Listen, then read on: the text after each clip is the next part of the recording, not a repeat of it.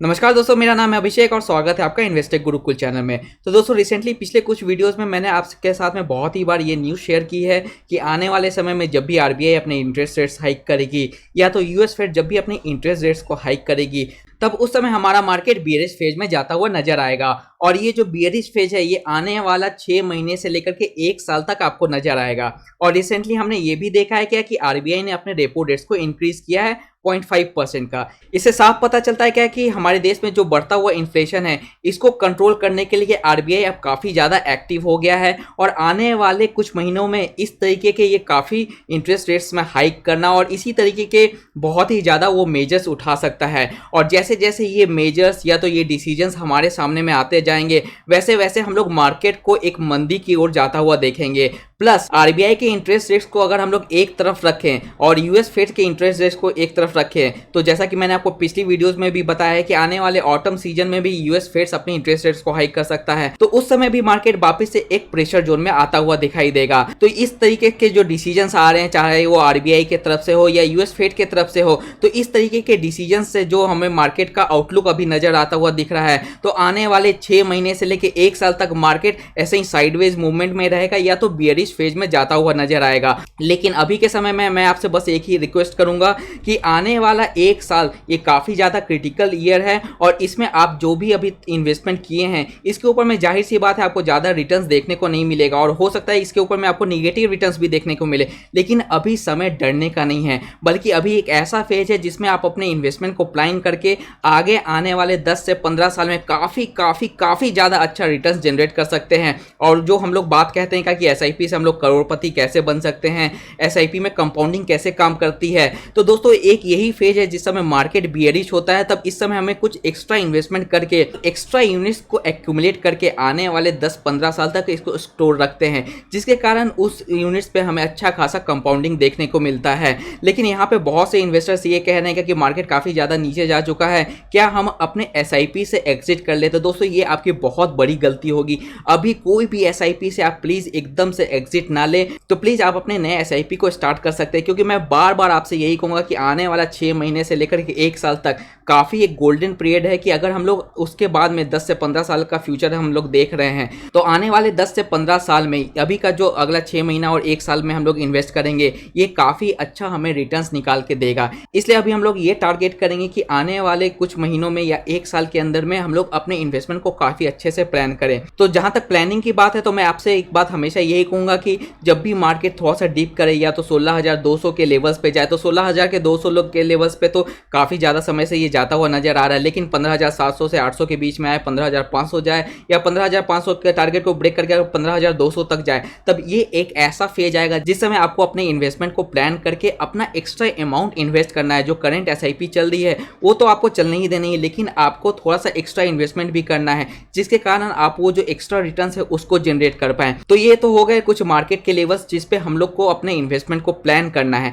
लेकिन आखिर सबसे बड़ा सवाल आता है क्या कि कितने अमाउंट हम लोग इन्वेस्ट करें? तो इसका सिंपल सा जवाब ये है कि दोस्तों मान लेते हैं क्या कि आपके पास में 2,000 रुपए की एसआईपी चल रही है, तो आपको कुछ नहीं करना है। हर महीने आपको उस 2,000 रुपए की एसआईपी को आपको इन्वेस्ट करते रहना है। लेकिन जब भी मार्केट हर महीने में एक बॉटम बनाए या तो समझ ले कि 15,700-800 पे चला जाए, 16,000 के आसपास में चला जाए, तो उस समय आपको क्या करना है कि जैसे कि आपकी 2,000 की एसआईपी चल रही है तो आपको एक्स्ट्रा 2,000 रुपए का लमसम इन्वेस्टमेंट उस समय कर देना है। और ये प्रैक्टिस आपको महीने में एक बार जरूर करना है। आपकी जितनी भी एसआईपीज चल रहे हैं और उसमें जितना भी अमाउंट आप इन्वेस्ट कर रहे हैं उतने अमाउंट को आप उसी एसआईपीज में वापस से इन्वेस्ट कर दें। यानी कि पहले आपके एसआईपी में एक इंस्टॉलमेंट जाती थी जो कि ऑटोमेटिक थी, अब वो एक ऑटोमेटिक इंस्टॉलमेंट को जाने दें और दूसरा इंस्टॉलमेंट जो है वो आप अपने खुद से मैनुअली प्लान करें। और जब भी मार्केट नीचे जाए तब आप अपने दूसरे इंस्टॉलमेंट को खुद से जाकर के लमसम इन्वेस्टमेंट कर दें। और जैसा मैंने बताया कि अगर 2,000, 3,000, 5,000 की एसआईपी चल रही तो आपको अमाउंट कांस्टेंट रखना है जो भी आपके एसआईपी में चल रहे हैं।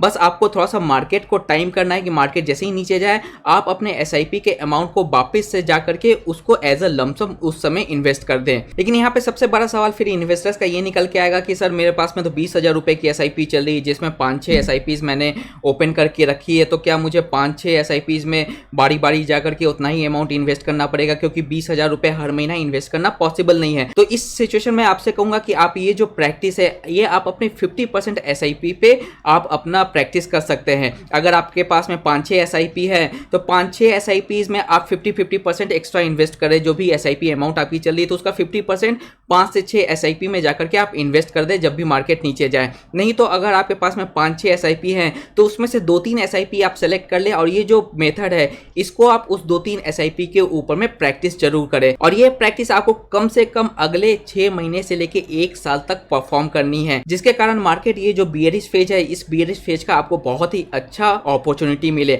और ये जो भी इन्वेस्टमेंट आप करेंगे इसको आप अगला 10 से 15 साल तक के लिए प्लीज रखें। अब बढ़ते हैं अगले गाइडलाइंस पे। तो आप जो भी सेक्टोरल इन्वेस्टमेंट है, अगर आपके एसआईपी में 5-6 एसआईपी चल रही उसमें से 1-2 सेक्टोरल इन्वेस्टमेंट है टेक्नोलॉजी फंड्स को छोड़ करके, तो आप सेक्टोरल फंड से अभी दूरी बना के रखें। आपको सेक्टोरल फंड्स में अभी के समय में कोई भी लमसम इन्वेस्टमेंट करने की सलाह नहीं रहेगी। तो बढ़ते हैं लास्ट गाइडलाइंस के ऊपर। तो लास्ट गाइडलाइंस ये है क्या कि दोस्तों अगर आपके पास में स्मॉल कैप फंड है तो आपको थोड़ा सा ज्यादा सतर्कता बरतनी है। आप वैसे ही स्मॉल कैप फंड्स में इन्वेस्टमेंट करें जो कि बड़े बड़े एएमसीज की, जैसे कि एक्सिस हो गया, एसबीआई हो गया, कोटक, निप्पॉन, कैनरा, तो बस इन्हीं स्मॉल कैप्स के फंड्स के साथ में जाएं। और अगर आपको एक्स्ट्रा इन्वेस्टमेंट करना है तो इन्हीं स्मॉल कैप फंड्स के साथ में एक्स्ट्रा इन्वेस्टमेंट करें, क्योंकि आगे आने वाला जो मार्केट है ये काफ़ी ज़्यादा अनप्रेडिक्टेबल है। और स्मॉल कैप फंड्स में हम लोग ये देख सकते हैं कि काफ़ी ज़्यादा निगेटिव रिटर्न जनरेट करे। तो इस केस में हमें ऐसे ही एएमसीज को सेलेक्ट करना है जो कि निगेटिव रिटर्न जनरेट करने के बावजूद स्मॉल कैप फंड्स को अच्छे से मेंटेन करे। इसलिए स्मॉल कैप फंड्स अगर आपके पोर्टफोलियो में है तो अच्छे स्मॉल कैप्स में आप जाकर के लमसम इन्वेस्टमेंट करें। तो चलिए बढ़ते हैं आप सेकंड सेगमेंट में, जिसमें मैं आपको अपने फेवरेट म्यूचुअल फंड्स का जो एनएवी लेवल है, टारगेट एनएवी लेवल है, उसके बारे में बताऊंगा। तो उस एनएवी लेवल्स पे भी आप इसमें अपना लमसम इन्वेस्टमेंट कर सकते हैं। अगर आपको एनएवी लेवल्स नहीं चाहिए तो जैसा कि मैंने अभी आपको बता दिया क्या कि मार्केट का 16,200, 15,700, 15,500 और 15,200, तो इस लेवल्स पे भी आप जाकर इन्वेस्ट कर सकते हैं। अगर आपको मार्केट लेवल्स नहीं पसंद है तो आप एनएवी के लेवल्स पे जाकर के, जो अभी मैं बता रहा हूं टारगेट बाय एनएवी लेवल्स, तो उस एनएवी लेवल्स पे भी आप जाकर के इन्वेस्टमेंट कर सकते हैं। तो बात करते हैं लार्ज कैप फंड से। तो एक्सिस ब्लू चिप में आप यहाँ पे देख सकते हैं कि इनका फाइनेंस सेक्टर में भी बहुत ज्यादा इन्वेस्टमेंट है। टेक सेक्टर में ऑलमोस्ट 16% का है जो कि अफोर्डेबल है, लेकिन इस दोनों सेक्टर को अगर हम लोग मिलाएं तो अप्रॉक्स 52% का जो इनका इन्वेस्टमेंट है वो फाइनेंस प्लस टेक सेक्टर का है। और जिस तरीके से आरबीआई अभी डिसीजन लेने को तैयार है इन्फ्लेशन को कंट्रोल करने के लिए, तो हम लोग देख सकते हैं कि फाइनेंस सेक्टर में आने वाले कुछ महीने में या अगले 1 साल में बहुत ही ज्यादा फ्लक्चुएशन देखने को मिलेगा। इसकी करंट एनएवी 44.69 की है और इसका जो सपोर्ट लेवल है वो 43 से 44 का है। लेकिन अगर निफ्टी 15,700 के आसपास में चला जाए तो उस समय इसकी एनएवी 42 से 43 के रेंज में आ सकती है। तो उस समय आप इसमें थोड़ा सा लमसम इन्वेस्टमेंट करने की सोच सकते हैं।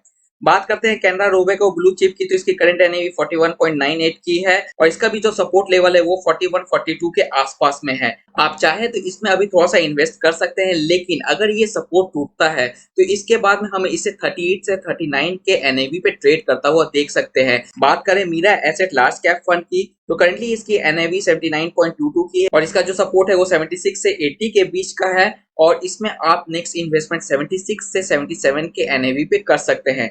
कोटक ब्लू चिप की बात करें तो इसकी करंट एनएवी 380 के आसपास की है, लेकिन इसका जो सपोर्ट है वो 360 से 370 के बीच का है और इसका जो नेक्स्ट बाई टारगेट होगा वो 368 के आसपास निकल के आ रहा है। बात करते हैं मिड लार्ज कैप फंड की, तो मिड लार्ज कैप फंड में दोस्तों मैंने Mirae asset emerging blue chip fund को नहीं सेलेक्ट किया है, क्योंकि उसमें जो है आप लमसम इन्वेस्टमेंट नहीं कर सकते हैं।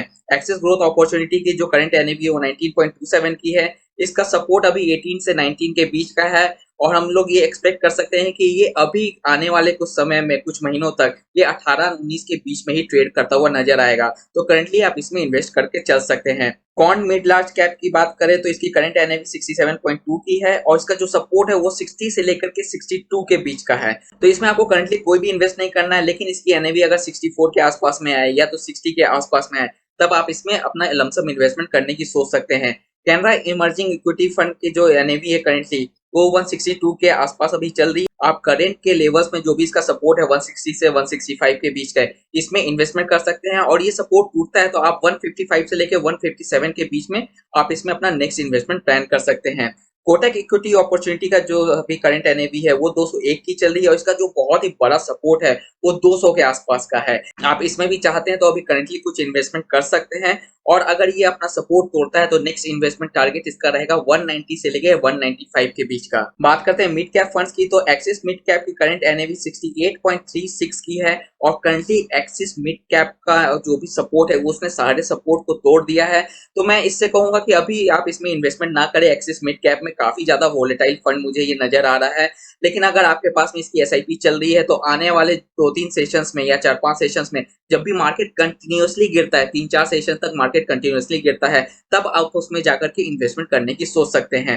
PDI mid cap opportunity fund की जो करंट एनएवी 43.6 की है, इसका जो सपोर्ट है 42 से 43 का है। आप इसमें करंटली भी इन्वेस्ट कर सकते हैं। काफी अच्छा परफॉर्मेंस दिया है इसने, मतलब निगेटिव भी परफॉर्मेंस दिया है, लेकिन इसने अपना जो बेसिक सपोर्ट है उसको काफी अच्छा इंटैक्ट रखा है। तो आप इसमें कभी करंटली भी इन्वेस्ट कर सकते हैं और नेक्स्ट इन्वेस्टमेंट टारगेट आपका 42 का होना चाहिए। क्वांट मिड कैप की बात करें तो इसकी करंट एनएवी 125 की चल रही है, जिसका सपोर्ट 118 से लेके 120 का है और इसने काफी अच्छा रिट्रेसमेंट दिखाया है। ये 120 118 के पास में जैसे ही आया है उसके बाद में इसके फंड मैनेजर्स काफी ज्यादा एक्टिव हो गए, उसके बाद में अच्छा खासा इसने रिट्रेसमेंट दिखाया है। लेकिन अभी आप इसमें करंटली कोई भी इन्वेस्ट ना करें। 120 के आसपास में जब इसकी एनएवी आएगी तब आप इसमें अपना पहला इन्वेस्टमेंट प्लान कर सकते हैं। कोटक इमर्जिंग इक्विटीज की बात करें तो 74.66 की एनएवी चल रही है। इसका सपोर्ट 72 से 75 के बीच में है, यानी कि करंटली ये अपने सपोर्ट के आसपास ही घूम रहा है। तो आप इसमें करंटली भी इन्वेस्ट कर सकते हैं और नेक्स्ट इन्वेस्टमेंट टारगेट आपका 72 के आसपास ही होना चाहिए। अब फ्लेक्सी कैप फंड्स की बात करें तो इसमें 3 फ्लेक्सी कैप है। एक पीजीएम फ्लेक्सी कैप, दूसरा है एक्सिस फोकस 25 और तीसरा है यूटीआई फ्लेक्सी कैप। तो इस तीनों में मेरा कोई भी रिकमेंडेशन नहीं रहेगा लमसम इन्वेस्टमेंट करने का, क्योंकि इन तीनों फंड्स के एनएवी में कंटिन्यूअसली डाउन ट्रेंड देखने को मिला है और इसके जो भी फंड मैनेजर है वो अपने फंड्स को बहुत ही जल्दी एलोकेट नहीं कर पा रहे हैं, जिसके कारण वो जो भी डाउन ट्रेंड बना हुआ है उसको मैनेज किया जाए। इसलिए अगर आपके पास में पीजीएम फ्लेक्सी कैप है, एक्सिस फोकस्ड है, यूटीआई फ्लेक्सी कैप है, तो इस तीनों में अभी रिकमेंडेशन नहीं है कि आप कोई भी लमसम करें। हाँ, मार्केट जब 15,700 या 15,500 पे जाता है तब जाकर के आप इसमें अपना इन्वेस्टमेंट प्लान कर सकते हैं। बात करें पराग पाड़ी फ्लेक्सी कैप की तो करंट एनएवी 48.2 की है। इसका सपोर्ट 47 से 49 तक बहुत ही ज्यादा इंटैक्ट है और आप इसमें अभी करंटली इन्वेस्ट करके चल सकते हैं। मार्केट जैसे ही थोड़ा सा डीप करे 15,700 800 पे जाए, 16,000 के आसपास में जाए, तब आप इसमें अपना इन्वेस्टमेंट प्लान कर सकते हैं। एसबीआई फोकस इक्विटी भी कंटिन्यूअसली गिरता हुआ ही जा रहा है। मुझे इसका भी कोई अच्छा खासा सपोर्ट लेवल दिख नहीं रहा है, लेकिन मुझे इसका जो फंड मैनेजर है आर श्रीनिवासन सर, उसके ऊपर में काफी ज्यादा विश्वास है। तो आप इसमें थोड़े थोड़े जब भी मार्केट गिरता जाए, 2-3 सेशन गिरता जाए, तब आप इसमें थोड़ा थोड़ा इन्वेस्टमेंट करके चल सकते हैं। क्वांट फ्लेक्सी कैप की करंट एनएवी 57.2 की है, उसका सपोर्ट 54 के से लेकर 55 के बीच में है। तो आप इसको अपने इसके सपोर्ट लेवल्स पे यानी कि 54 से 55 के बीच में ही आप इसमें इन्वेस्टमेंट करके चल सकते हैं। कैनरा रोबेको फ्लेक्सी कैप का करंट एनएवी 219 का है और इसका जो रिकमेंडेशन है टारगेट बाई है वो 210 से 215 के बीच का है। फाइनली बात करते हैं स्मॉल कैप फंड की, तो स्मॉल कैप में ये 5 फंड है जो मुझे ज्यादा पसंद आते हैं, लेकिन इसमें मैं प्रेफर करूंगा कि आप axis small cap, Kotak small cap और कैनरा रोबेको स्मॉल कैप के साथ ही में जाएं, क्योंकि ये तीनों एएमसीज हैं, काफी ज्यादा वेल एस्टेब्लिश्ड है। निप्पॉन स्मॉल कैप भी काफी अच्छा है, इसमें भी आप इन्वेस्टमेंट करके चल सकते हैं। और करंटली जो भी एनएवी इनकी चल रही है ये सब एनएवी इनके करंटली सपोर्ट लेवल्स के बीच में ही चल रही है। एक अच्छी बात है क्या कि इन्होंने अपने सपोर्ट लेवल को नहीं ब्रेक किया है, इसलिए आप इसमें जो भी एनएवी यहाँ टारगेट बाई पे दे रखा है इसके अगेंस्ट में आप अपना इन्वेस्टमेंट कर सकते हैं। तो दोस्तों ये थे कुछ बेसिक गाइडलाइंस जिसको फॉलो करके आप अपने एसआईपी से एक्स्ट्रा रिटर्न जनरेट कर सकते हैं। लेकिन यहाँ पे आपको एक बात ध्यान देना है क्या कि ये जो भी गाइडलाइंस आप आने वाले 6 से 1 साल में फॉलो करेंगे, इस गाइडलाइंस को फॉलो करने के लिए आपको अपने इन्वेस्टमेंट को कम से कम 10 से 15 साल का पीरियड जरूर देना चाहिए, ताकि आपका जो भी करंट इन्वेस्टमेंट है उसके ऊपर में अच्छी खासी कंपाउंडिंग आपको देखने को मिले। तो आशा करता हूं दोस्तों आज का वीडियो आपको पसंद आया होगा। इसी तरीके के एजुकेशनल और इन्फॉर्मेशनल वीडियोस के लिए हमारी टीम के साथ में जुड़े रहें। तब तक के लिए दोस्तों खुश रहें, स्वस्थ रहें एंड कीप इन्वेस्टिंग। जय हिंद।